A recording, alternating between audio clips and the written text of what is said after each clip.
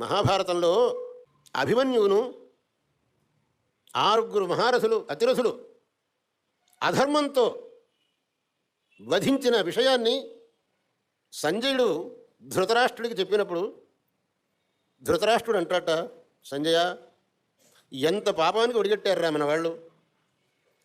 ఆ ఒక్క నిశ్శస్త్రుడైనటువంటి ఆ పిల్లవాడిని ఆరుగురు అతిరథులు చేరి వధించారు అని అంటే ఎంత పాపం రా ఇది. నేను ఈ శరీరం వదిలిపెట్టి వెళ్ళిన తర్వాత నా తమ్ముడు పాండు నన్ను అడిగితే, నా మనవణ్ణి మీ వాళ్ళు ఇంత అన్యాయంగా చంపారే, ఇది న్యాయమా అని పాండు అడిగితే నేనేం జవాబు చెప్పనరా అంటే సంజయుడు మెల్లగా అన్నట్ట, ఇది ఒకటే కాదు, ఇంకా అనేక ప్రశ్నలు మీరు జవాబు చెప్పాల్సి వస్తుంది. లాక్షాగృహ దహనం మొట్టమొదటి ప్రశ్న అది వస్తుంది. నీ కొడుకులతో నా పిల్లను లాక్షాగృహాన్ని పంపించి తగలెట్టించావే, ఇది న్యాయమా అని దానికేం జవాబు చెబుతావు? ద్రౌపది వస్త్రాపహరణం, దానికేం. ఇంకా ఈ ప్రశ్నలకు ఇటువంటి చాలా ప్రశ్నలు మీకు వస్తాయి, మీరు చాలా జాగ్రత్తగా ఉండాలి మెల్లగా అన్నట్టు సంజయుడు. అంటే ఈ తప్పులు అలనాడు దుర్యోధనుడు చేశాడు. ఎందువల్ల చేశాడు? నన్ను ఎవడు ఏం చేయగలుగుతాడు?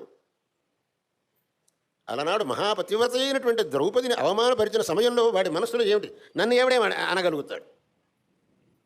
ఆ ఒక్క అహంకారం అనేది వాడి వల్ల అన్ని అపరాధాలు చేయించింది.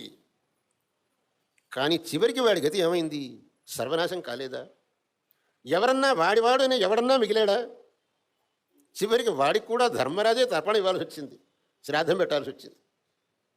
ఏ ధర్మరాజునైతే వాడు నానా హింసలు పెట్టాడో చివరి ఆ ధర్మరాజే వాడికి తిరోధకాయలు ఇవ్వాల్సి వచ్చింది, శ్రాద్ధం పెట్టాల్సి వచ్చింది. కాబట్టి మనం అహంకార భూయిష్ఠులమై అధర్మాన్ని ఆచరిస్తూ వాస్తవాన్ని మర్చిపోతున్నాం. ఈ అహంకారం మనకు పనికిరాదు. ఈ అహంకారమే మనకు బంధానికి కారణమవుతుంది.